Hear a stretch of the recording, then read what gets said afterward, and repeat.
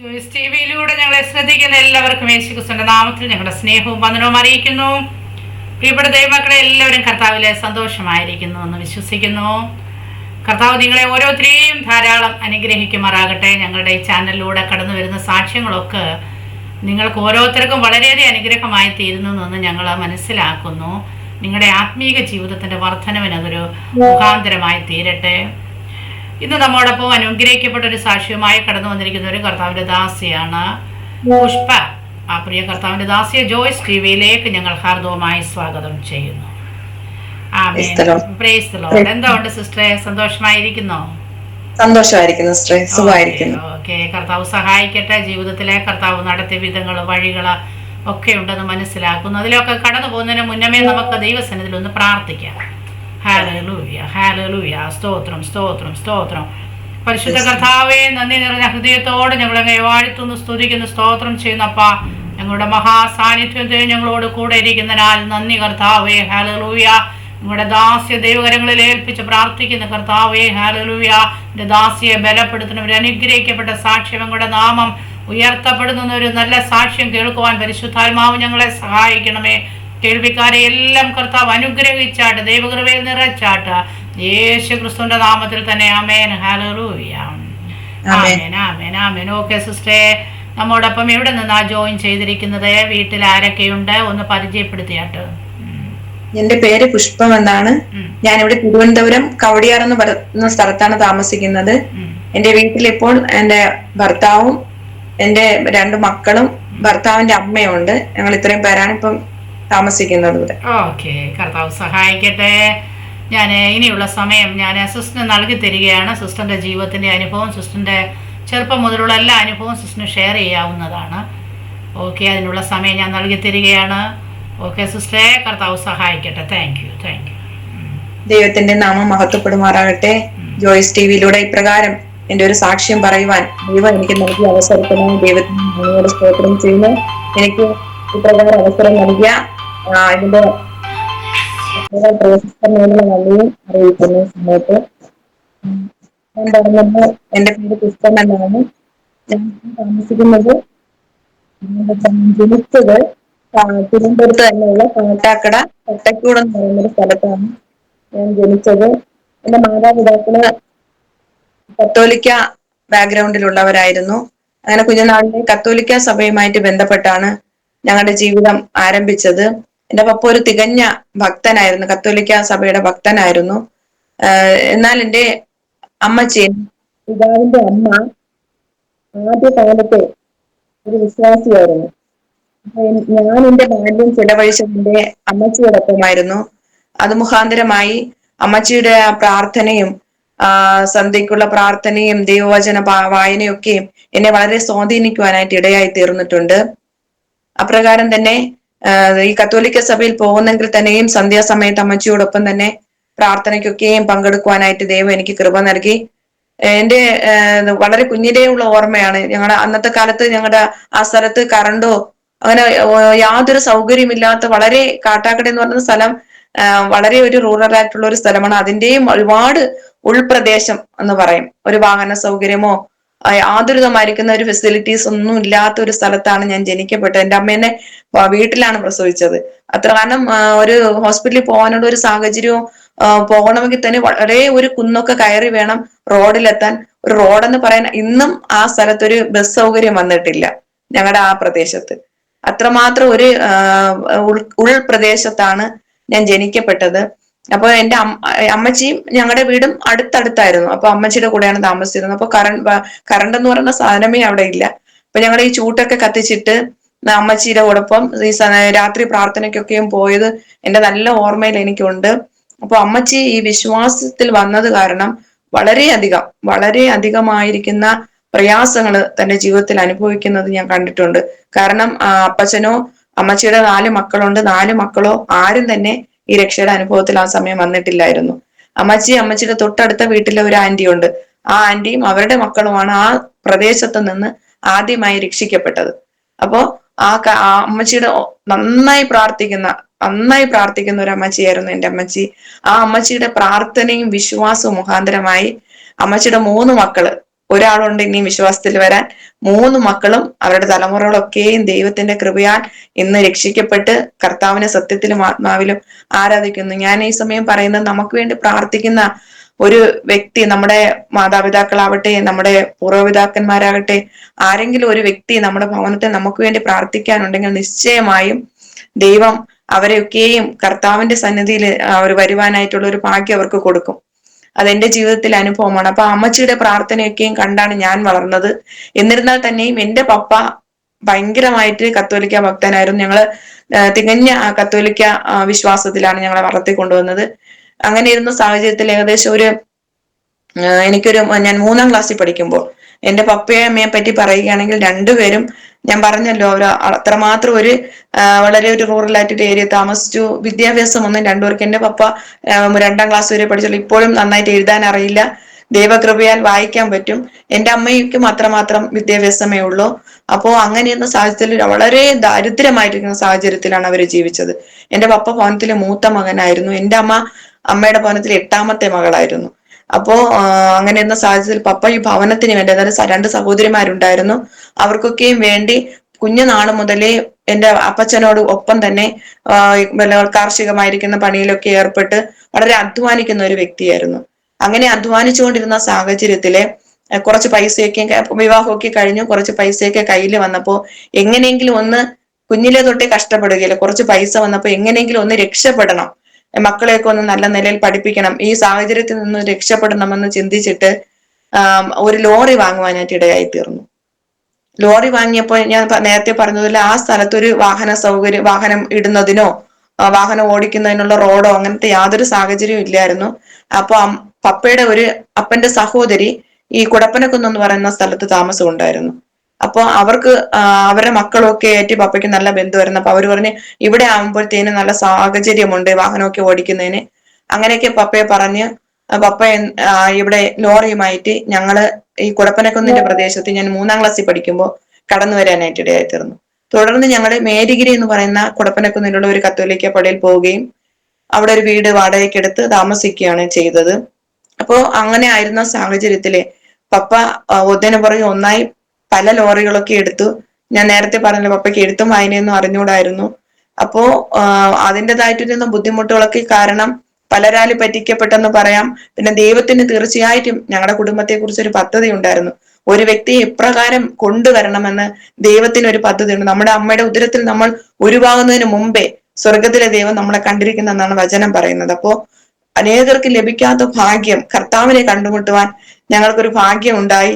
അപ്പൊ ദൈവം ഞങ്ങളെ മുന്നമേ കണ്ടിരുന്നത് കൊണ്ട് ഈ വിധമായിരിക്കുന്ന സാഹചര്യങ്ങളിൽ കൂടെ കടത്തിവിട്ട് വളരെ അന്നത്തെ കാലത്ത് ഏകദേശം ഒരു 10-35 വർഷം മുമ്പേ ലക്ഷങ്ങളെന്ന് പറഞ്ഞ അന്ന് നല്ല വിലയാണ്. അപ്പൊ അന്നത്തെ കാലത്ത് ലക്ഷങ്ങളുടെ കടക്കാരനായി തീർന്നു എന്റെ പപ്പ. അപ്പൊ അത് കാരണം ഞങ്ങളുടെ ഭവനത്തിൽ, ഇപ്പോ എന്റെ പപ്പ നന്നായി തീരാൻ വേണ്ടി ചെയ്ത കാര്യങ്ങളൊക്കെയും ഒന്നിനു പുറകെ ഒന്നായി പരാജയപ്പെട്ടു പോയിക്കൊണ്ടിരുന്നു. പപ്പ ചെറുതായിട്ട് മദ്യപിക്കാൻ തുടങ്ങി. വീട്ടിലെ മുഴുവൻ സമാധാനത്തെയും നഷ്ടപ്പെടുത്തി കളഞ്ഞു. അത് സമാധാനം ഇല്ലാതായി, പപ്പയ്ക്ക് ഉറക്കമില്ലാതായി, കടക്കാർ വീട്ടിൽ വന്ന് പ്രശ്നങ്ങൾ ഉണ്ടാക്കുവാനായിട്ടൊക്കെയും തുടങ്ങിയ സാഹചര്യത്തില് എങ്ങനെ സമാധാനം കൈവരിക്കാമെന്ന് വിചാരിച്ചിട്ട് പപ്പ പലരും പേരെടുത്ത് പറഞ്ഞു. അപ്പൊ ആൾക്കാരുമായിട്ടൊക്കെ ഒത്തിരി പരിചയമായപ്പോ ഇവിടെ പോയാൽ നന്നായിരിക്കും, അവിടെ പോയാൽ രക്ഷ കിട്ടും, ഇവിടെ പോയാൽ രക്ഷ കിട്ടും, അങ്ങനെ ചെയ്താൽ രക്ഷ കിട്ടും എന്ന് പലരുടെയും വാക്കുകൾ കേട്ടിട്ട് പലവിധമായിരിക്കുന്ന സാഹചര്യങ്ങളിലും കൂടെ ഞങ്ങൾ ആ സമയത്ത് കടന്നുപോയി. എനിക്ക് നല്ല ഓർമ്മയുണ്ട്, ഞങ്ങളുടെ മന്ത്രവാദത്തിന് പോയിട്ടുണ്ട്. അങ്ങനെ പോയപ്പോൾ പപ്പയ്ക്ക് ആയുസില്ല, പപ്പ ഇതോടെ തീർന്നു അങ്ങനെ പറഞ്ഞവരൊക്കെ ഉണ്ട്. അത് കഴിഞ്ഞിട്ട് ഈ വെട്ടുകാട് പള്ളിയിൽ പപ്പ ഭയങ്കര ഭക്തനായിരുന്നു. അപ്പൊ എല്ലാ വെള്ളിയാഴ്ചയും ഞങ്ങള് ഉൾപ്പെടെ ഈ ലോറിയിൽ കയറിയിട്ട് വെള്ളിയാഴ്ച ദിവസങ്ങളിൽ അവിടെ വലിയൊരു ആരോഗ്യം കൊണ്ടിട്ട് അവിടെ ചെയ്യാവുന്ന നേർച്ചകളെല്ലാം പപ്പ ചെയ്ത് എങ്ങനെയെങ്കിലും പപ്പയ്ക്ക് സമാധാനം, ഈ സാഹചര്യത്തിൽ നിന്ന് ഒന്ന് രക്ഷപ്പെടണം എന്ന് വിചാരിച്ചിട്ട് ചെയ്യാവുന്ന കാര്യങ്ങളൊക്കെയും പപ്പ അന്നത്തെ കാലത്ത് ചെയ്യുകയുണ്ടായി. എന്നാൽ എവിടെ പോയിട്ടും പപ്പയ്ക്ക് ഒരു രക്ഷ കിട്ടിയില്ല. അങ്ങനെ ഇരുന്ന സമയത്ത് ഇതിലൊന്നും രക്ഷ കിട്ടാതെ പപ്പ തന്റെ ജീവിതം അവസാനിപ്പിക്കാനായിട്ട് ഒരു തീരുമാനമെടുത്തു. അങ്ങനെ ഒരു ദിവസം രാത്രി ഞങ്ങളെല്ലാരും, അപ്പൊ ഞങ്ങളപ്പോ താമസിക്കുന്ന സ്ഥലത്തും ഈ കുടപ്പനക്കുന്നിന്റെ പ്രദേശത്താണ് താമസിക്കുന്നതെങ്കിലും കറണ്ട് അവിടെയും ഇല്ലായിരുന്നു. അപ്പോ ഇരുണ്ടത്ത് ഇങ്ങനെ കിടക്കുന്ന സമയത്ത് അമ്മ ആരോ ഇങ്ങനെ തട്ടി വിളിക്കുന്നു. അമ്മ പിന്നെ പറഞ്ഞതാണ് ഞങ്ങളുടെ അടുത്ത്, തട്ടി വിളിക്കുന്നത് പോലെ അമ്മയ്ക്ക് ഫീൽ ചെയ്തിട്ട് അമ്മ കണ്ണു തുറന്നു നോക്കിയപ്പോ ആ ഇരുട്ടത്ത് ഒരു വെളിച്ചം കണ്ടു. അതിന്റെ കൂടെ തന്നെ പപ്പ ഇങ്ങനെ ഒരു കയറുമായിട്ട് പോകുന്ന ഒരു കാഴ്ചയാണ് അമ്മ കണ്ടത്. ചാടി എഴുന്നേറ്റു. അപ്പോ അങ്ങനെ ആ പപ്പ ആ മരണത്തിൽ നിന്ന്, ഞാൻ നേരത്തെ പറഞ്ഞതുപോലെ ദൈവം നമ്മളെ നേരത്തെ കണ്ടിരുന്നത് കൊണ്ട് ആ മരണത്തിൽ നിന്നൊക്കെയും ദൈവം നീക്കുപോക്ക് നൽകി. ദൈവം അതിൽ നിന്നൊക്കെയും കരകയറ്റി കൊണ്ടുവന്നു. എങ്കിൽ തന്നെയും പിന്നെയും സമാധാനക്കേട് അങ്ങനെ കടന്നു വരുന്ന സാഹചര്യം. എന്റെ അമ്മ പലവിധമായിരിക്കുന്ന കാര്യങ്ങളുടെ റോഡിന്റെ സൈഡിലാണ് ഞങ്ങൾ താമസിച്ചുകൊണ്ടിരുന്നത്. അപ്പോ വിറക് കച്ചവടം, വൈക്കോല് കച്ചവടം. അപ്പോ ഞങ്ങളുടെ വീട്ടില് ഞങ്ങളുടെ നിത്യവൃത്തി കഴിക്കാനുള്ള സാഹചര്യം പോലും ഇല്ല. അത്രമാത്രം ദാരിദ്ര്യത്തിന്റെ അനുഭവത്തില് വാടക കൊടുക്കണം, അങ്ങനെയൊക്കെയുള്ള സാഹചര്യത്തില് ഇപ്പൊ അമ്മ ചെറിയ ചെറിയ കാര്യങ്ങളൊക്കെ ഇങ്ങനെ, അപ്പൊ ആ പൈസ കൊണ്ടാണ് ഞങ്ങളുടെ ഭവനത്തിലെ നിത്യവൃത്തികളൊക്കെ നടന്നുകൊണ്ടിരുന്നത്. അങ്ങനെ മേരിഗിരി പള്ളിയിൽ കടന്നു പോയിക്കൊണ്ടിരുന്ന സാഹചര്യത്തിൽ പപ്പ അവിടുത്തെ ഭയങ്കര ഒരു ഭക്തനായിരുന്നു. എല്ലാ കാര്യങ്ങളിലും പപ്പ മുൻപന്തിയിലുണ്ടായിരുന്നു. ഞങ്ങളും എല്ലാവരും അങ്ങനെ തന്നെയായിരുന്നു. പള്ളിയുമായിട്ട് ചേർന്ന് പ്രവർത്തിച്ചു കൊണ്ടിരുന്ന സമയത്ത് അവിടെ അച്ഛനാകാൻ പഠിച്ചുകൊണ്ടിരുന്ന ഒരു പീറ്റർ എന്ന് പറയുന്ന ഒരു ബ്രദറുമായിട്ട് അവിടെ വരുന്ന എല്ലാവർക്കും നല്ല പരിചയമാണ് ആ ബ്രദറിന്. എല്ലാവരുടെ അടുത്തും ബ്രദർ നല്ല സംസാരിക്കുന്ന ഒരു വ്യക്തിയായിരുന്നു. അപ്പം പപ്പേനെ നല്ല പരിചയം ഉണ്ടായിരുന്നു. ഒരു ദിവസം പപ്പ ഇങ്ങനെ വളരെയധികം താടിയൊക്കെ ഇങ്ങനെ വളർത്തിയിട്ട് വളരെ നിരാശിതനായി അവിടെ കടന്നു ചെല്ലുന്ന സമയത്ത് ഈ ബ്രദർ പപ്പേനെ വിളിച്ചു കൊണ്ടുപോയി പപ്പയടുത്ത് സംസാരിച്ചിട്ട് ഇങ്ങനെ പറഞ്ഞു, ബ്രദറെ, നമ്മൾ ഈ പോകുന്ന പാത അത് ശരിയായിട്ടുള്ള ഒരു പാതയല്ല, ഇത് തെറ്റാണ്. നമ്മളിങ്ങനെ വിഗ്രഹങ്ങളെ നമ്മൾ വണങ്ങുന്നതും ഈ വിധമായിരിക്കുന്ന മധ്യസ്ഥന്മാരോടുള്ള പ്രാർത്ഥനകളും അതെല്ലാം തെറ്റാണ്. യഥാർത്ഥമായി നമ്മൾ യേശുക്രിസ്തുവിനെ മാത്രമേ ആരാധിക്കാവൂ. യേശുക്രിസ്തുവിൽ വിശ്വസിക്കുന്നവർക്ക് മാത്രമാണ് ദൈവ മക്കളാകാനുള്ള അധികാരം ദൈവം കൊടുത്തിട്ടുള്ളൂ, അവകാശം ദൈവം കൊടുത്തിട്ടുള്ളൂ എന്ന് പപ്പയുടെ അടുത്ത് വ്യക്തമായിട്ട് കുറേ നേരം സംസാരിക്കേണ്ടായി. ഇത് കേട്ട് പപ്പ വളരെ കൺഫ്യൂസ്ഡ് ആയി മനസ്സിൽ. എന്നിട്ട് വീട്ടിൽ വന്നിട്ട് വളരെയധികം ആലോചിച്ചു. അപ്പൊ എന്നിട്ട് പപ്പ ചിന്തിച്ചിരുന്ന അത്രയും നാള് കത്തോലിക്ക സഭ മാത്രമാണ് ശരിയെന്ന് ചിന്തിച്ചിരുന്ന സ്ഥാനത്ത് ആ സഭയിൽ തന്നെ ഒരു വ്യക്തി അച്ഛനാകാൻ പഠിച്ചുകൊണ്ടിരിക്കുന്ന, അച്ഛനാകാൻ ഏകദേശം പൂർത്തിയായിക്കൊണ്ടിരിക്കുന്ന ആ സമയമാണ്.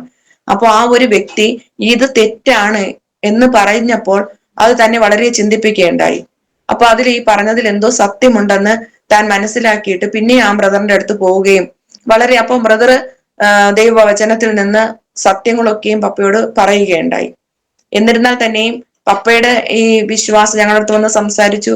എന്റെ അമ്മയോ ഞാനോ, എനിക്കൊരു സഹോദരനുണ്ട്, ഞങ്ങൾ ആരും തന്നെ അത് ഏറ്റെടുക്കാൻ തയ്യാറായിരുന്നില്ല. പപ്പേനെ ബ്രദർ ഒരു ധ്യാന കേന്ദ്രത്തിലേക്ക് കൊണ്ടുപോയി. ആ ധ്യാനമാണ് എന്റെ പപ്പയുടെ ജീവിതത്തെ മുഴുവനായിട്ട് മാറ്റിമറിച്ചത്. ഒരു പുതിയ വ്യക്തിയായി, നീണ്ട താടിയും വളരെ കാണുമ്പോൾ തന്നെ ഒരു നിരാശ തോന്നുന്ന ഒരു ഭാവമായിരുന്നു എന്റെ പപ്പയ്ക്ക്. എന്നാൽ അതെല്ലാം താടിയെല്ലാം ഷേവ് ചെയ്ത് നല്ലൊരു പുതിയൊരു വ്യക്തിയായി മനസ്സിനും ശരീരത്തിനും രൂപാന്തരപ്പെട്ടവനായിട്ടാണ് തിരിച്ചു ഭവനത്തിൽ കടന്നു വന്നതിന് ശേഷം ആ വിശ്വാസത്തിന് വേണ്ടി പപ്പ ആ വിശ്വാസത്തെ മുറുകെ പിടിച്ചു. കർത്താവ് മാത്രമാണ് ഏക രക്ഷകൻ. ഈ പോയിക്കൊണ്ടിരിക്കുന്ന പാത മുഴുവനും തെറ്റാണ്. എത്രമാത്രം നേരത്തെ ആ ഭക്തിയെ മുറുകെ പിടിച്ചോ അതിനെക്കാട്ടിലും അപ്പുറമായിട്ട് താൻ ഇപ്പോൾ അറിഞ്ഞ സത്യത്തെ മുറുകെ പിടിക്കുവാനായിട്ട് പപ്പ മുന്നോട്ട് വന്നു. എന്നാൽ ഭവനത്തിൽ തന്നെ ഞങ്ങൾ ഭയങ്കര എതിർപ്പായിരുന്നു. പലവിധമായിരിക്കുന്ന പ്രയാസങ്ങളൊക്കെ നേരിട്ടെങ്കിലും പപ്പ ഉറച്ചു നിന്നു. പപ്പയുടെ ഈ മാറ്റം, ജീവിതത്തിലുണ്ടായ ഈ മാറ്റം ഞങ്ങളെയും ചിന്തിപ്പിച്ചു. അപ്പൊ അതിലെന്തോ സത്യമുണ്ടല്ലോ. പപ്പയ്ക്ക് നേരത്തെ പോലെ അല്ല, പപ്പ മദ്യപിക്കുന്നില്ല, വളരെ സമാധാനമുണ്ട്, സന്തോഷമുണ്ട്. പപ്പയ്ക്ക് കാണുമ്പോൾ തന്നെ അറിയാം പപ്പയ്ക്ക് ഒരു സന്തോഷമുണ്ട്. ആ നിരാശയൊക്കെ മാറിപ്പോയത് കണ്ടിട്ട് ഞങ്ങളും പപ്പയുടെ കൂടെ ചെറിയ രീതിയിൽ കത്തോലിക്ക പള്ളിയിൽ പോയിക്കൊണ്ടിരുന്ന സമയത്ത് തന്നെ പപ്പയുടെ കൂടെ ചെറിയ മീറ്റിങ്ങിനൊക്കെ കടന്നു പോവുകയുണ്ടായി. അങ്ങനെ ബൈബിൾ പഠിപ്പിക്കാനായിട്ട് ചില ദേവദാസന്മാരൊക്കെ കടന്നു വന്നു. അപ്പൊ നമ്മുടെ ഇപ്പോഴും ഇവിടെ തിരുവനന്തപുരത്ത് പ്രസിദ്ധനായൊരു പാസ്റ്റർ ഉണ്ട്, സാം വർഗീസ് എന്ന് പറഞ്ഞിട്ട്. ആ പാസ്റ്ററാണ് ശരിക്കും ഞങ്ങളെ ദൈവവചനത്തിൽ ഉറപ്പിച്ചത്. എന്താണ് സ്നാനം, എങ്ങനെയാണ് കർത്താവിനോട് ചേരേണ്ടത്. അപ്പൊ നമ്മൾ സിസ്റ്ററിന് അറിയായിരിക്കുമല്ലോ, കത്തോലിക്ക സഭയിൽ ശരിക്കും ശിശു സ്നാനമാണ്. അപ്പൊ നമുക്ക് ശരിക്കും വചനം പറയുന്ന ഒരുവൻ വിശ്വസിക്കുകയും ഏറ്റുപറയുകയും ചെയ്യാം. രക്ഷയ്ക്കായി ഏറ്റുപറയാം, ഹൃദയം കൊണ്ട് വിശ്വസിക്കുകയും നാവ് കൊണ്ട് ഏറ്റുപറയാം. അപ്പൊ നമ്മുടെ കുഞ്ഞായിരിക്കുമ്പോൾ ഒരു കാരണവശാലും നമുക്ക് ഏറ്റുപറയാൻ പറ്റൂല. അപ്പോ അത് വ്യക്തമായി തന്നെ വചനത്തിലൂടെ ഞങ്ങളെ പറഞ്ഞ് മനസ്സിലാക്കി തന്നു. എന്നിട്ട് അന്ന് ഞങ്ങൾ വിശ്വസിച്ചത് ആ സ്നാനപ്പെട്ടാൽ മാത്രം മതി, കത്തോലിക്ക സഭയിൽ തന്നെ പോവാം എന്നുള്ള ചിന്തയായിരുന്നു. അപ്പോൾ ഈ സ്നാനം പക്ഷെ അത്യാവശ്യം. നമുക്ക് എല്ലാ മനുഷ്യരെയും ദൈവത്തിൽ വിശ്വസിക്കുന്നവരുടെ, പ്രത്യേകിച്ച് ക്രിസ്ത്യാനികൾ എന്ന് പറയുന്നവരുടെ ഒരു ആത്യന്തിക ലക്ഷ്യം എന്ന് പറയുന്നത് സ്വർഗത്തിൽ എങ്ങനെയെങ്കിലും പോകണമെന്നാണല്ലോ. അപ്പോ സ്വർഗത്തിൽ പോകണമെങ്കിൽ ഈ പൂർണ്ണമായിരിക്കുന്ന സ്നാനപ്പെട്ടാൽ മാത്രമേ, അതായത് ജലത്തിൽ മുങ്ങി സ്നാനപ്പെട്ടാൽ മാത്രമേ നമുക്ക് അങ്ങനെ സ്വർഗത്തിൽ പോകാൻ കഴിയുള്ളൂ എന്നുള്ള ഈ വചനത്തിന്റെ അത് സാരം മനസ്സിലാക്കിയപ്പോൾ എനിക്ക് അത്രയും താല്പര്യമില്ലായിരുന്നു. അപ്പോ എനിക്കന്ന് 15 വയസ്സ്, ഞാൻ 10ാം ക്ലാസ്സിൽ പഠിക്കുന്ന സമയമാണ്. എന്റെ പിതാവ് വളരെ ശക്തമായി പ്രാർത്ഥിച്ചുകൊണ്ടിരുന്നു, കർത്താവെ, ഞാന് എന്റെ കർത്താവിനെ സാക്ഷീകരിക്കുമ്പോൾ എന്റെ കുടുംബം ഒന്നിച്ച് സാക്ഷീകരിക്കണമെന്ന്. പപ്പ പപ്പ വിശ്വാസത്തിൽ ഭയങ്കര ബലപ്പെട്ടുകൊണ്ടിരുന്നു ഓരോ ദിവസം. പപ്പ പിന്നെ പള്ളിയിലൊന്നും വരിക, കത്തോലിക്ക സഭയിലൊന്നും വരില്ല. പക്ഷെ ഞങ്ങള് കത്തോലിക്ക സഭയിൽ തന്നെയാണ് പോയിക്കൊണ്ടിരുന്നത്. അത് കഴിഞ്ഞപ്പോഴത്തേനും കർത്താവിന്റെ കൃപയാൽ ചില മാസങ്ങൾക്ക് ശേഷം തന്നെ ഞാനും എൻ്റെ അമ്മയും എൻ്റെ പപ്പയും പിന്നെ ഞങ്ങളുടെ കുറച്ച് സഹോദരങ്ങളും കൂടെ ചേർന്ന് കർത്താവിനെ സത്യത്തിലും ആത്മാവിലും ആരാധിക്കുവാനും ജലത്തിൽ സാക്ഷീകരിക്കുവാനും തുടങ്ങി. പൂർണ്ണമായും കത്തോലിക്ക സഭയിൽ നിന്ന് ഞങ്ങൾ വേർപെട്ടു. ഈ ഞാൻ നേരത്തെ പറഞ്ഞതുപോലെ ഞങ്ങളുടെ ആ ബ്രദർ പീറ്റർ ബ്രദർ കത്തോലിക്ക സഭയിൽ നിന്ന് പുറത്താക്കപ്പെട്ടു. ഈ വിശ്വാസത്തിൽ നിന്നുകൊണ്ട് പുറത്താക്കപ്പെട്ടു. താൻ പിന്നെ ഒരു ഞങ്ങളുടെ ഈ കൂട്ടത്തിലുണ്ടാകുന്ന ഒരു ബ്രദറിന്റെ ഭവനത്തില് ഒരു വൈകുന്നേരം ഒരു ആരാധന ആദ്യം ആരംഭിച്ചു. അപ്പൊ ഞങ്ങൾ എല്ലാവരും അതിനും കടന്നുപോയി. അവിടെ പല ദേവദാസന്മാരും, പ്രശസ്തരായ പ്രഗത്ഭരായ പല ദേവദാസന്മാരും വചനം പഠിപ്പിക്കുവാനായിട്ട് കടന്നു വന്നു. അപ്പൊ നമ്മുടെ ദൈവത്തിന്റെ വചനമാണല്ലോ ഉറപ്പിക്കുന്ന വചനമാണല്ലോ. അപ്പോ തീർച്ചയായിട്ടും ആ വചനത്തിന്റെ പഠനം ഞങ്ങൾക്ക് അനുഗ്രഹമായി തീർന്നു. അപ്പോൾ ഓരോ വചനങ്ങളും അറിയുന്നതിനനുസരിച്ച് ഞങ്ങളുടെ ജീവിതത്തില് ഒരു മാനസാന്തരം വരാൻ തുടങ്ങി, രൂപാന്തരങ്ങൾ വരാൻ തുടങ്ങി. അപ്പോ ദൈവസഭ അങ്ങനെ വളർന്നുകൊണ്ടിരുന്നു. അത് കഴിഞ്ഞിട്ട് ഈ ഞാൻ പറഞ്ഞല്ലോ നേരത്തെ, എന്റെ പപ്പ ഒട്ടും വിദ്യാഭ്യാസം, എഴുത്തോ വായനയൊന്നും അറിയാത്ത ആളായിരുന്നു. എന്റെ മാതാവും അങ്ങനെയായിരുന്നു. എന്നിരുന്നാൽ സ്വർഗത്തിലെ ദൈവം ദരിദ്രനെ കുപ്പയിൽ നിന്ന് എഴുന്നേൽപ്പിക്കുകയും പ്രഭുക്കന്മാരുടെ കൂടെ ഇരുത്തുകയും ചെയ്യുന്നെന്ന് ദൈവത്തിന്റെ വചനം പറയുന്നു. ആ വചനം ഞങ്ങളുടെ ജീവിതത്തിൽ നിറവേറി. എന്റെ പപ്പയെ ഒരു ക്രിസ്ത്യൻ ചാരിറ്റബിൾ സംഘടന, അവരുടെ ആ സംഘടനയിലേക്ക് ഒരു ജോലിക്കായിട്ട് എടുക്കുകയുണ്ടായി. മാസ ശമ്പളം, കാരണം ഞങ്ങൾ നേരത്തെ പറഞ്ഞതുപോലെ നിത്യവൃത്തിക്ക് തന്നെ വകയില്ലാതിരുന്ന സാഹചര്യമായിരുന്നു. അപ്പൊ മാസം ഒരു ശമ്പളവും ഒരു ഭവനവും, ആ ഭവനത്തിൽ അന്നത്തെ കാലത്ത് നമ്മുടെ ലാൻഡ് ഫോൺ ആണുള്ളത്. ആ ലാൻഡ് ഫോണ്, ഞങ്ങൾ ഫ്രിഡ്ജ് എന്തെന്ന് പറഞ്ഞു, ഞാൻ നേരത്തെ പറഞ്ഞല്ലോ, കറണ്ട് ഞാൻ ഉപയോഗിക്കുന്നത് ഞാൻ 7ാം ക്ലാസ്സിൽ പഠിക്കുമ്പോഴാണ്. 7ാം ക്ലാസ്സിൽ പഠിക്കുമ്പോഴാണ് ഈ കറണ്ട് ഞങ്ങൾ ഉപയോഗിക്കുന്നത്, ഒരു ലൈറ്റിന്റെ വെട്ടം കാണുന്നത്. എന്നിട്ട് മിക്സിയോ അങ്ങനത്തെ യാതൊരു സാഹചര്യം ഞങ്ങളുടെ വീട്ടിൽ അന്നും ഇല്ല. എന്നാൽ ഈ ദൈവത്തെ അറിഞ്ഞ് അതിന് അപ്പൊ തന്നെ സ്വർഗത്തിലെ ദൈവം ഞങ്ങൾക്ക് ഒരു ഭവനവും ഫ്രീ ആയിട്ട് താമസിക്കാനായിട്ട്, ഒരു വാടകയും കൊടുക്കാതെ താമസിക്കാനായിട്ട് ഒരു ഭവനം. ആ ഭവനത്തിൽ എല്ലാ സാഹചര്യം, ഫ്രിഡ്ജ് ഉണ്ടായിരുന്നു, മിക്സി ഉണ്ടായിരുന്നു, ഫോൺ ഉണ്ടായിരുന്നു, ഞങ്ങൾക്ക് ആവശ്യമായ എല്ലാ സാഹചര്യങ്ങളും ഉൾപ്പെടെ ഒരു ഭവനവും എന്റെ പപ്പയ്ക്ക് മാസ ശമ്പളത്തോടും കൂടി ഒരു ജോലിയും അവിടെ ലഭിക്കുകയുണ്ടായി. അപ്പോ എന്റെ പപ്പ ദൈവത്തെ പിന്നെയും ആഴത്തില് വിശ്വസിക്കുകയും പല ദേവദാസന്മാരെയും വിളിച്ച് ഒത്തിരി ഉപവാസങ്ങള്, പ്രാർത്ഥനകൾ ഞങ്ങളുടെ ഭവനത്തില് ക്രമീകരിക്കുകയുണ്ടായി. അതൊക്കെ ഞങ്ങളുടെ ഓരോ ആത്മീക വർധനവിന് കാരണമായി തീർന്നു. ഞങ്ങള് കരിപ്പൂരിന്റെ പ്രദേശത്തായിരുന്നു അന്ന് ഈ പപ്പയ്ക്ക് ജോലി കിട്ടിയതും താമസിക്കുന്നതിലും. അവിടെ നിന്ന് 3 ബസ് കയറി ഞങ്ങൾ ഈ കല്ല് എന്ന് പറയുന്ന സ്ഥലത്തായിരുന്നു ഞങ്ങളുടെ സഭ. ഇന്നും ഞങ്ങൾ ആ സഭയിലാണ് പോയിക്കൊണ്ടിരിക്കുന്നത്. ആ സഭയിൽ പോകാനായിട്ട് ഞങ്ങൾ അവിടുന്ന് 3 ബസ് കയറി ഞങ്ങളുടെ ഈ ചർച്ചിൽ വരുമായിരുന്നു. അങ്ങനെ ഞങ്ങളുടെ ആത്മീയ ജീവിതം ദൈവകൃപയാൽ അനുഗ്രഹിക്കപ്പെട്ടു കൊണ്ടിരുന്നു. ഞാൻ പിന്നെ നെടുമങ്ങാട് ഗവൺമെന്റ് കോളേജിലാണ് എന്റെ പ്രീ ഡിഗ്രിയും വിദ്യാഭ്യാസവും ഒക്കെ പൂർത്തിയാക്കിയത്. അപ്പൊ ഞങ്ങൾക്ക് ഈ ജീവിക്കാനുള്ള സാഹചര്യങ്ങളും എല്ലാം ഉണ്ടെങ്കിലും ഞങ്ങളുടെ വസ്തു എല്ലാം ബാങ്കിലും പ്രമാണം അങ്ങനെ സാമ്പത്തികമായിട്ട് യാതൊന്നും തന്നെ ഇല്ലായിരുന്നു. അപ്പോ അന്നത്തെ കാലത്ത് ഒരു 18-19 വയസ്സൊക്കെ ആകുമ്പോഴത്തേനും വിവാഹമൊക്കെ ആലോചിച്ചു തുടങ്ങുന്ന ഒരു സമയമാണല്ലോ. ഇപ്പൊ പല വിവാഹ ആലോചനകളൊക്കെയും വന്നു. എന്നാൽ ദൈവം നമ്മൾ ജനിക്കുമ്പോഴേ നമുക്കൊരു തുണയെ ദൈവം ഒരുക്കി വെച്ചിട്ടുണ്ട്. അപ്പൊ സ്വർഗത്തിലെ ദൈവം അനുഗ്രഹിക്കപ്പെട്ട ഒരു ആലോചന വരികയും ഒരു ഗവൺമെന്റ് ജോലി ഉണ്ടായിരുന്ന ഒരാളുടെ വിവാഹാലോചന വന്നു. അപ്പോ എന്റെ ഹസ്ബൻഡിന്റെ കുടുംബത്തെ പറ്റി പറയണമല്ലോ. അപ്പോ നായർ സമുദായത്തിൽ നിന്ന് രക്ഷിക്കപ്പെട്ട ഒരു കുടുംബം, അച്ഛനും അമ്മയും എന്റെ ഹസ്ബൻഡും 2 ചേച്ചിമാരുണ്ട്, ഒരു കുടുംബമായി തന്നെ രക്ഷിക്കപ്പെട്ടതായിരുന്നു. ആ കുടുംബത്തിലേക്കാണ് ദൈവം എന്റെ വിവാഹമായിട്ട്. അപ്പൊ ആ സമയത്തും ഒത്തിരി പേര് അത് ചോദ്യം ചെയ്തു. കല്യാണ ലെറ്ററൊക്കെ കണ്ടപ്പോ ബന്ധുക്കളാവട്ടെ നാട്ടുകാരാവട്ടെ ഇതെന്താണ് ഇങ്ങനെ ഒരു വിവാഹം, അപ്പം അവരോടൊക്കെയും അത് കർത്താവിനെ അറിഞ്ഞു കഴിഞ്ഞാൽ നമുക്ക് ജാതിയോ വർഗമോ അതൊന്നും പ്രശ്നമല്ല. ദൈവത്തിന്റെ കർത്താവിൽ വിശ്വസിക്കുന്ന എല്ലാവരും ദൈവത്തിന്റെ മക്കളാണെന്നുള്ളത് അവരോടൊക്കെ അപ്പോൾ തന്നെ സാക്ഷീകരിക്കാനായിട്ട് ഇടയാത്തത്. ഇതിനിടയ്ക്ക് ഞാന് രക്ഷിക്കപ്പെട്ടു, സ്നാനപ്പെട്ടു, കത്തോലിക്ക സഭയിൽ നിന്ന് വേർപെട്ട് ആരാധിക്കുന്ന സമയത്ത് ഞാൻ നേരത്തെ പറഞ്ഞല്ലോ, നമ്മള് ഈ വചനം കേൾക്കുന്നതിനനുസരിച്ചാണ് നമുക്ക് മാനസാന്തരവും രൂപാന്തരവും ഒക്കെ വരുന്നത്. അപ്പൊ ഞങ്ങളുടെ സഭയിൽ അന്ന് വരുന്ന ഏകദേശം പേര് ഒക്കെ ആഭരണമൊക്കെ ഇട്ടവരായിരുന്നു. അപ്പൊ ഈ ആഭരണത്തെ കുറിച്ചുള്ള ഒരു പഠനമോ അങ്ങനെ അത് തീർത്തും ഉപയോഗിക്കാൻ പാടില്ല അങ്ങനത്തെ ഒരു പഠനമൊന്നും ഞങ്ങളുടെ സഭയിൽ ഇല്ലായിരുന്നു. ദൈവാത്മാവ് പ്രേരിപ്പിക്കുന്നെങ്കിൽ മാത്രം നിങ്ങൾക്ക് അത് ചെയ്യാമെന്നുള്ളത്. അപ്പൊ എന്നിരുന്നാൽ ഞാന് ഇതൊക്കെ ഉപയോഗിക്കുന്ന ഒരു വ്യക്തിയായിരുന്നു. എന്നാൽ എന്റെ പിതാവിന് ഭയങ്കര ആഗ്രഹമായിരുന്നു എന്റെ വിവാഹം നടക്കുന്നത് അങ്ങനെ, അതായത് എന്റെ മോള് ആഭരണമൊക്കെ മാറ്റി ഉള്ള ഒരു വിവാഹം അവൾക്ക് വേണമെന്ന് എന്റെ പപ്പ രഹസ്യത്തിൽ പ്രാർത്ഥിച്ചുകൊണ്ടിരുന്നു. അങ്ങനെ ഇരിക്കുന്ന ഒരു ദിവസം രാത്രി ഞാൻ ഉറക്കത്തിലായിരുന്നപ്പോൾ സ്വർഗത്തിലെ ദൈവം എന്നോട് ഇടപെട്ടു, നിന്റെ ആഭരണത്തെ നീക്കിക്കളകാന്ന്. ഞാൻ ആരോടും ഒരു അഭിപ്രായം ചോദിച്ചില്ല. എന്റെ മാതാവിനോടോ പിതാവിനോടോ സഹോദരനോടോ ആരോടും ഒരു അഭിപ്രായം ചോദിക്കാതെ ആ രാത്രി തന്നെ ആ കർത്താവിന്റെ ശബ്ദത്തിനെ കീഴ്പ്പെട്ടുകൊണ്ട് എന്റെ ആഭരണമൊക്കെ ഞാൻ മാറ്റിവെക്കുകയുണ്ടായി. എന്നാൽ അതിന്റെ പേരിലും ഒത്തിരി നിന്ദകളൊക്കെ ഏൽക്കേണ്ടി വന്നെങ്കിലും ആ ഉപേക്ഷിച്ച സാധനം പിന്നെ ഒരിക്കലും എന്റെ ജീവിതത്തിൽ എടുക്കുവാനായിട്ട് ദൈവം ഇടവരുത്തിയില്ല. സ്വർഗത്തിലെ ദൈവം അതിന് ഒക്കെയും കൃപ തന്നു. അത് കഴിഞ്ഞിട്ട് എന്റെ വിവാഹമൊക്കെയും ദൈവകൃപയാൽ ഏറ്റവും അനുഗ്രഹമായി നടന്നു. ചേട്ടന് 2 സഹോദരിമാരാണുള്ളത്. ഇളയ സഹോദരി കുടുംബമായിട്ട് കർത്താവിന്റെ വേലയിൽ തമിഴ്നാടിന്റെ പ്രദേശത്താണ് ആയിരിക്കുന്നത്. മൂത്ത സഹോദരിയും കർത്താവിനെ ആരാധിക്കുന്ന കുടുംബമായി ദൈവത്തെ ആരാധിച്ചുകൊണ്ടിരിക്കുകയാണ്. നല്ലൊരു കുടുംബത്തെ ദൈവം എനിക്ക് നൽകി.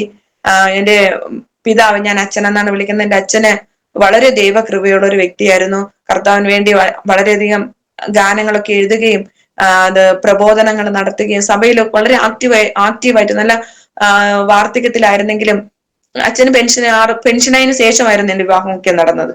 പ്രായമൊക്കെ ഉണ്ടായിരുന്നെങ്കിലും കർത്താവിന് വേണ്ടി പ്രയോജനപ്പെടണമെന്ന് വളരെയധികം ആഗ്രഹത്തോടെ ആഗ്രഹമുള്ള ഒരു വ്യക്തിയായിരുന്നു. അപ്പോൾ തന്റെ കുടുംബത്തിലെ ഒരു സഹോദരങ്ങളൊക്കെ ഉണ്ടെങ്കിലും ഈ കർത്താവിനെ രക്ഷിതാവായി സ്വീകരിച്ചത് മൂലം അവരാരുമായിട്ടും, അതായത് പിതാവിന് അങ്ങോട്ട് പോകണമെന്നും സഹകരിക്കണമെന്നും അവരുടെ അടുത്ത് സുവിശേഷം പറയണമെന്നൊക്കെയും വളരെ താല്പര്യം ഉണ്ടായിരുന്നെങ്കിലും അവരാരും തന്നെ ഞങ്ങളുടെ കുടുംബവുമായിട്ട് യാതൊരു തരത്തിലുള്ള ഒരു ബന്ധവും പുലർത്തിയിരുന്നില്ല. ഒരു മരണം നടന്നാൽ പോലും അറിയിക്കാത്തൊരു സാഹചര്യമാണ്. വിവാഹത്തിന് വിളിച്ചിട്ട് വരികയോ യാതൊരു മരിക്കുന്ന സഹകരണവും അമ്മയുടെ കുടുംബത്തിൽ നിന്നോ അച്ഛന്റെ കുടുംബത്തിൽ നിന്നോ അവരെല്ലാവരും അവരെ പുറന്തള്ളപ്പെട്ടവരെ പോലെ തീർത്തും ഉപേക്ഷിക്കപ്പെട്ടവരെ പോലെയാണ് അവർ. അപ്പൊ എപ്പോഴും പറയുമായിരുന്നു, സഭയിലെ ദൈവമക്കളാണ് ഞങ്ങളുടെ സഹോദരങ്ങള്, അവരാണ് ഞങ്ങളുടെ മക്കള്. അപ്പം സഭയെ അത്രമാത്രം കുടുംബം സ്നേഹിച്ചിരുന്നു. അങ്ങനെ ഇരിക്കുന്ന സാഹചര്യത്തിൽ എന്റെ പിതാവിനെ വായിൽ ഇങ്ങനെ ഒരു മുഴ പോലെ കണ്ടിട്ട് അത് ബയോപ്സി എടുത്തപ്പോ ക്യാൻസർ ആയിരുന്നു. എന്നിട്ടും ഒട്ടും തന്നെ തളർന്നു പോയില്ല.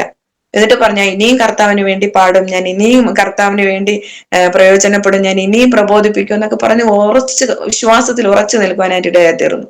ആ പിതാവ് പിന്നെയും റേഡിയേഷൻ മാത്രമേ ചെയ്തിട്ടുണ്ടായിരുന്നുള്ളൂ. ആ സാഹചര്യത്തിലൊക്കെയും ചെറിയ ബുദ്ധിമുട്ട് പ്രയാസങ്ങളൊക്കെ ഉണ്ടായി. ഈ മുഖത്തിന്റെ ഷേപ്പൊക്കെ കുറച്ച് മാറിയെങ്കിലും ഒട്ടും തന്നെ തളർന്നു പോകാതെ പഴയതിനെക്കാട്ടിൽ ഉപരിയായിട്ട് പിന്നെയും ദൈവത്തിന് വേണ്ടി പ്രയോജനപ്പെടുവാനായിട്ട് ദൈവം സഹായിച്ചു. 8 വർഷക്കാലം പിന്നെയും ജീവിച്ചു. 87ാമത്തെ വയസ്സിലാണ് താൻ ഈ ലോകം വിട്ട് മാറ്റപ്പെട്ട് ഇപ്പൊ നിത്യതയിലായിരിക്കുന്നു. കർത്താവ് അധികമായി അതിനിടയ്ക്ക് അച്ഛന് അസുഖം വന്നത് മുഖാന്തരം പിന്നെ ആ സഹോദരങ്ങളെ അവരിങ്ങോട്ട് വന്നില്ലെങ്കിലും ഞങ്ങൾ കുടുംബമായി അവരോട് പോയി കാണുവാനും കർത്താവ് വിടുവിച്ച സാക്ഷ്യങ്ങളെ ജീവിക്കുന്ന ഒരു ദൈവമുണ്ടെന്നും ഈ കർത്താവിൽ വിശ്വസിക്കാൻ അച്ഛൻ ആ സഹോദരങ്ങളോടൊക്കെയും വളരെ ശക്തമായി തന്നെ അവരുടെ ഭവനത്തിൽ പോയി സാക്ഷ്യം പറയുവാനും കർത്താവിനെ സാക്ഷീകരിക്കുവാനും അവർക്ക് നല്ല പ്രബോധനങ്ങൾ കൊടുക്കുവാനൊക്കെയും ഒരവസരം ദൈവം പിതാവിന് കൊടുക്കുകയുണ്ടായി. അതൊക്കെയും ദൈവനാമ മഹത്വത്തിനായി തീരുവാനായിട്ട് ഇടയായി തീർന്നു. അങ്ങനെ എനിക്ക് ഇനി പറയുകയാണെങ്കിൽ എനിക്ക് 2 മക്കളുണ്ട്. മൂത്ത മോള് നേഴ്സിങ്ങിന് പഠിക്കുകയാണ്, 4ാമത്തെ വർഷമായി. ഇളയ കുഞ്ഞ് +2 കഴിഞ്ഞിട്ട് നിൽക്കുകയാണ്. അപ്പോൾ ഞങ്ങള് പിന്നെ ഇവിടെ ക്വാർട്ടേഴ്സ് താമസിക്കാൻ വന്ന സമയത്ത് തൊട്ടടുത്തുള്ള ഒരു സ്കൂളിൽ എനിക്ക് ഒരു പ്രൈവറ്റ് ജോലി ലഭിച്ചു. ഏകദേശം 10 വർഷക്കാലം ജോലിയോട് ബന്ധപ്പെട്ട് ആയിരുന്നു. അപ്പോൾ ഇവിടുന്ന് ഞങ്ങൾക്ക് ഏകദേശം 10 കിലോമീറ്റർ ഉണ്ട് ഞങ്ങളുടെ സഭയിൽ പോകാൻ. സഭയിൽ നടക്കുന്ന മിക്ക ഉപവാസ പ്രാർത്ഥനകൾക്കാണെങ്കിലും എല്ലാ ഞായറാഴ്ചയും ഞങ്ങൾ ഇവിടുന്ന് സഭയിൽ പോവുകയും സഭയുമായിട്ടുള്ള പ്രവർത്തനങ്ങളിലൊക്കെയും പങ്കാളികളായി ഞങ്ങളുടെ വിശ്വാസ ജീവിതം അങ്ങനെ നയിച്ചുകൊണ്ടിരുന്നു. ദൈവം ഞങ്ങളിങ്ങനെ അനുഗ്രഹിച്ചു നടത്തിക്കൊണ്ടിരുന്നു. അങ്ങനെ ഇരുന്ന സാഹചര്യത്തില് 2023 ഇതുപോലെ സെപ്റ്റംബർ മാസം ഒരു 28-ാം തീയതി ആയപ്പോഴ് എനിക്ക് അതിനു മുമ്പേ തന്നെ എനിക്ക് ചെറിയ ക്ഷീണങ്ങൾ പ്രയാസങ്ങളൊക്കെ ഉണ്ടായിരുന്നു. എന്താണ് എനിക്ക് ഈ നെഞ്ചിന്റെ ഭാഗത്തൊരു വലിച്ചില് പോലെ എന്തൊക്കെയോ ഒരു പ്രയാസം ഉണ്ടായിരുന്നു. പല പ്രാവശ്യം എന്നെ ഹസ്ബൻഡ് എന്നെ ഹോസ്പിറ്റലിൽ പോകാൻ വിളിച്ചിട്ട് ഞാൻ ഇല്ല കുഴപ്പമില്ല എന്ന് പറഞ്ഞ് അങ്ങനെ ഒരു ദിവസം ഇങ്ങനെ ഒരു മുഴ പോലെ ഞാൻ കണ്ടിട്ട് എന്റെ മോള് അന്ന് ഭവനത്തിലുണ്ടായിരുന്നു, മൂത്ത മോള്. അപ്പൊ അവളെയാണ് ഞാൻ ആദ്യം കാണിച്ചത്. അപ്പൊ മോള് പറഞ്ഞ അമ്മ ഇത് ചിലപ്പോ നമുക്കിങ്ങനെ വരാനുള്ള സാഹചര്യങ്ങളൊക്കെ ഉണ്ട്, നമുക്ക് നോക്കാം, കുറച്ച് ദിവസങ്ങൾ നോക്കാന്ന് പറഞ്ഞു. പിറ്റേന്ന് ഞായറാഴ്ചയായിരുന്നു. ഞാൻ എന്റെ ഞങ്ങളുടെ പാസ്റ്ററിന്റെ ഭാര്യയാണ് രണ്ടാമത് ഇത് കൊണ്ട് കാണിക്കുന്നത്. പാസ്റ്ററിന്റെ ഭാര്യയെ പറ്റി പറയുകയാണെങ്കിലും ശരിക്കും എന്നെക്കാട്ടിലും കുറച്ച് വയസ്സ് മാത്രമേ കൂടുതലുണ്ടെങ്കിലും എനിക്കൊരു അമ്മയെ പോലെയാണ്. ശരിക്കും എന്റെ അമ്മയോട് പറയുന്നത് പോലെ എന്റെ എല്ലാ കാര്യങ്ങളും ഷെയർ ചെയ്യുന്നത് എന്റെ പാസ്റ്ററിന്റെ ഭാര്യയുടെ അടുത്താണ്. അതുപോലെ വേറൊരു പ്രത്യേകത, ഞങ്ങളുടെ സഭയിലെ കുഞ്ഞുങ്ങളെല്ലാവരും, എന്റെ കുഞ്ഞുങ്ങൾ ഉൾപ്പെടെ ഞങ്ങളുടെ കുഞ്ഞുങ്ങളെല്ലാവരും ഞങ്ങളുടെ പാസ്റ്ററിന്റെ ഭാര്യ മമ്മി എന്നാണ് വിളിക്കുന്നത്. അവർക്ക് എല്ലാവർക്കും ഒരു അമ്മയെ പോലെ, അതായത് അത്രമാത്രം ഒരു അനുഗ്രഹിക്കപ്പെട്ട ഒരു ശുശ്രൂഷകനെയും കുടുംബത്തെയാണ് ഞങ്ങൾക്ക് ദൈവം നൽകി തന്നത്. അതിനായി ദൈവത്തിന് സ്തോത്രം ചെയ്യുന്നു. അവരുടെ പ്രാർത്ഥനയാണ് ഞങ്ങളുടെ കുഞ്ഞുങ്ങളെല്ലാവരെയും ദൈവത്തിന്റെ കൃപയിൽ ഇത്രത്തോളം നിൽക്കുവാനായിട്ട്. ഞങ്ങളുടെ ഞങ്ങളുടെ സഭയിലെ കുഞ്ഞുങ്ങളെല്ലാവരും അനുഗ്രഹിക്കപ്പെട്ട കുഞ്ഞുങ്ങളായിരിക്കുന്നതിന്റെ പ്രധാന കാരണം ഞങ്ങളുടെ സഭാ ശുശ്രൂഷകന്റെയും കുടുംബത്തിന്റെയും പ്രാർത്ഥനയാണെന്ന് പറയാതിരിക്കാൻ നിവൃത്തിയില്ല. കാരണം എനിക്ക് നല്ല വ്യക്തമായിട്ട് അറിയാം, രാത്രിയുടെ യാമങ്ങളിലൊക്കെയും തലമുറകൾക്ക് വേണ്ടി അധികമായി കരയുന്ന പ്രാർത്ഥിക്കുന്ന ഒരു കുടുംബമാണ് ഞങ്ങളുടെ ശുശ്രൂഷകന്റെ കുടുംബം. അതിനായി ദൈവത്തിന് സ്തോത്രം ചെയ്യുന്നു. അപ്രകാരം തന്നെ അപ്പൊ ഞാനിങ്ങനെ ഞങ്ങളുടെ പാസ്റ്ററിന്റെ ഭാര്യയുടെ അടുത്താണ് പിന്നെ പറഞ്ഞത്. എന്റെ മാതാവിന്റെ അടുത്തും പിതാവിന്റെ അടുത്തും പറയുന്നതിന് മുമ്പേ തന്നെ ഞാൻ എന്റെ പാസ്റ്ററിന്റെ ഭാര്യയുടെ അടുത്താണ് ഇത് കാണിച്ചു പറയുന്നത്. അപ്പൊ നമുക്ക് നോക്കാം എന്ന് പറഞ്ഞു. അത് കഴിഞ്ഞ് ഞാനിങ്ങനെ ഭവനത്തിലിരുന്നു പ്രാർത്ഥിക്കുകയും ചെയ്തിരുന്നു. ഒരാഴ്ച കഴിഞ്ഞിട്ടാണ് പിന്നെ ഹോസ്പിറ്റലിലൊക്കെയും കടന്നുപോയി. ബയോപ്സി എടുത്തപ്പോഴത്തേനും ഇത് ക്യാൻസർ ആണെന്ന് കണ്ടുപിടിച്ചു. അത് കഴിഞ്ഞിട്ട് നേരെ പിന്നെ ഭവനത്തിൽ ഇങ്ങനെ ചർച്ചയൊക്കെ ചെയ്ത് RCC തന്നെ പോകാമെന്നുള്ള ഒരു തീരുമാനത്തിലായി. RCCയിൽ പോയി. അവിടെ ചെന്നപ്പം പിന്നെ അധികമായിരിക്കുന്ന ടെസ്റ്റുകളൊക്കെയും ചെയ്യുകയുണ്ടായി. അവിടെ ചെന്നപ്പോ ഇത് ഫസ്റ്റ് സ്റ്റേജാണ് എന്റെ ക്യാൻസർ എന്നാണ് അവർ പറഞ്ഞത്. ചെറിയൊരു മുഴയായിരുന്നു എന്റെ ബ്രസ്റ്റിലുണ്ടായിരുന്നത്. അത് കാരണം ആദ്യം അവരെന്നെ സർജറിക്ക് വേണ്ടിയാണ് പോസ്റ്റ് ചെയ്തത്. സർജറി ചെയ്യാൻ തീരുമാനിച്ചു. അങ്ങനെ സർജറി ചെയ്തു. അപ്പോ ആ സർജറി ചെയ്യാനായിട്ട് വളരെ ലക്ഷങ്ങള്, ക്യാൻസർ എന്ന് പറയുന്ന രോഗം കേൾക്കുമ്പോൾ തന്നെ വളരെ ചിലവേറിയ ഒരു ചികിത്സയാണെന്നാണ് എല്ലാവർക്കും അറിയാവുന്നത് പോലെ ലക്ഷങ്ങളാണ് ആ സർജറിക്ക് വേണ്ടി ചിലവായതെങ്കിലും എന്റെ ദൈവത്തിന്റെ കൃപയാൽ 1 രൂപ പോലും ഞങ്ങളുടെ കയ്യിൽ നിന്ന് ചിലവാകാതെ ദൈവം അതെല്ലാം അത്ഭുതമായി നടത്തി തന്നു. അതിശയമായി ഞങ്ങളെ നടത്തി തന്നു.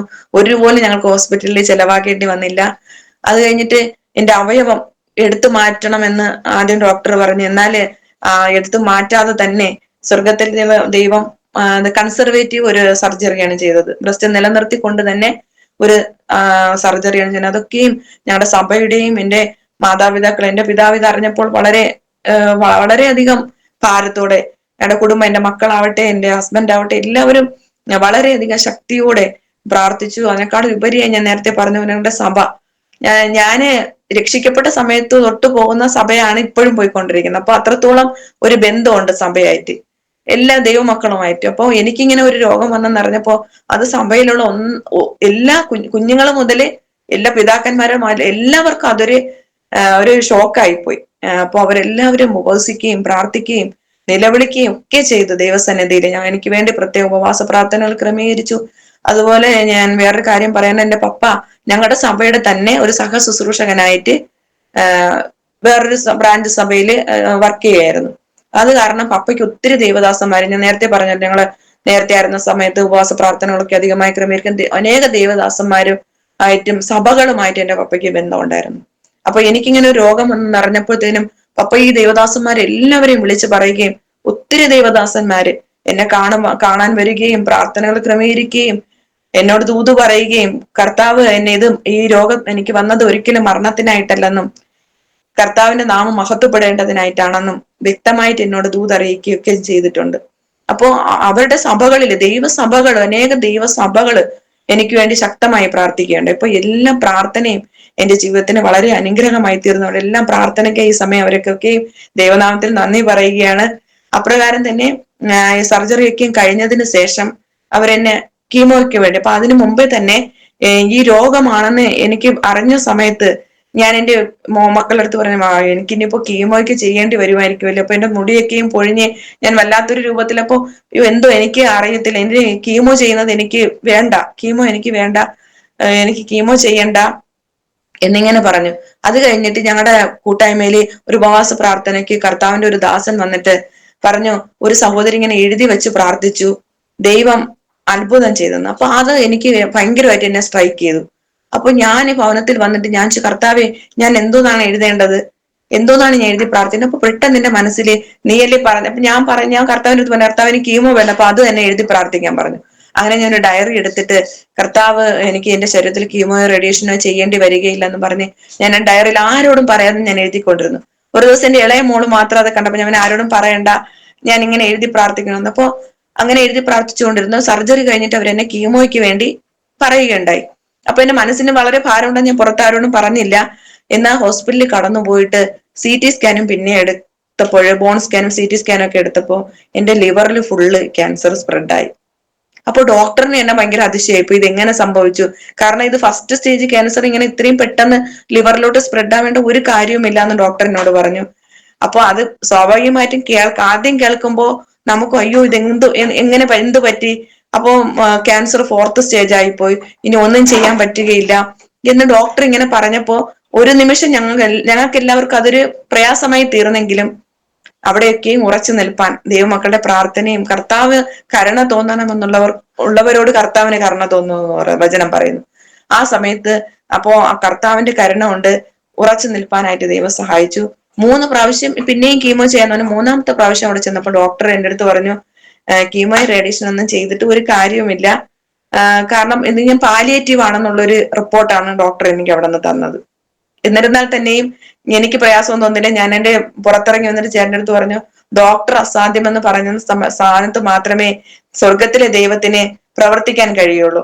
മനുഷ്യർ അസാധ്യമെന്ന് പറയുന്ന സാഹചര്യങ്ങൾക്ക് മാത്രമേ ദൈവത്തിന് പ്രവർത്തിക്കാൻ കഴിയുള്ളൂ എന്ന് ഞാൻ ഉറപ്പോടെ വന്ന് പുറത്തു വന്ന് എന്റെ ഹസ്ബൻഡിന്റെ അടുത്ത് പറയുകയുണ്ടായി.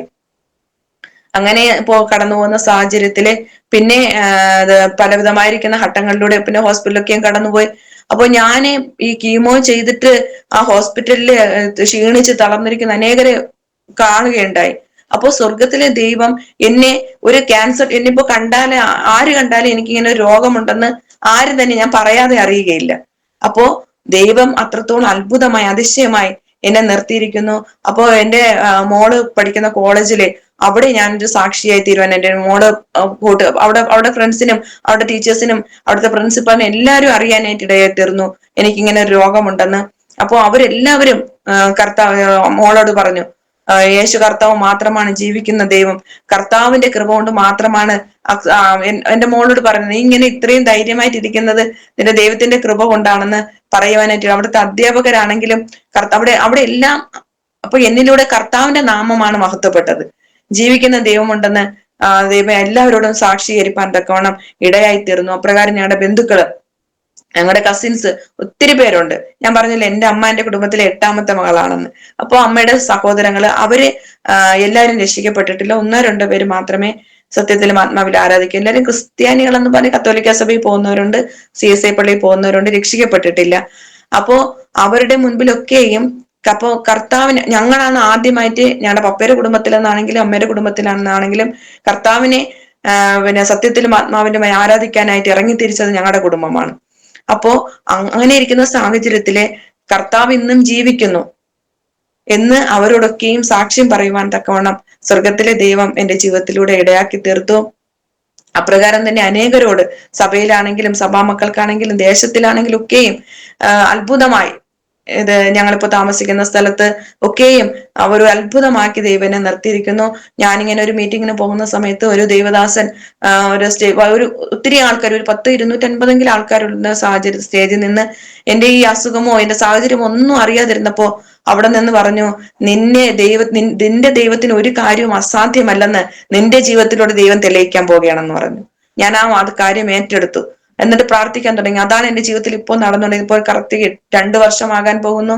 കർത്താവിന്റെ കൃപയാൽ സ്വർഗത്തിലെ ദൈവം എന്നെ അത്ഭുതമാക്കി വച്ചിരിക്കുന്നു.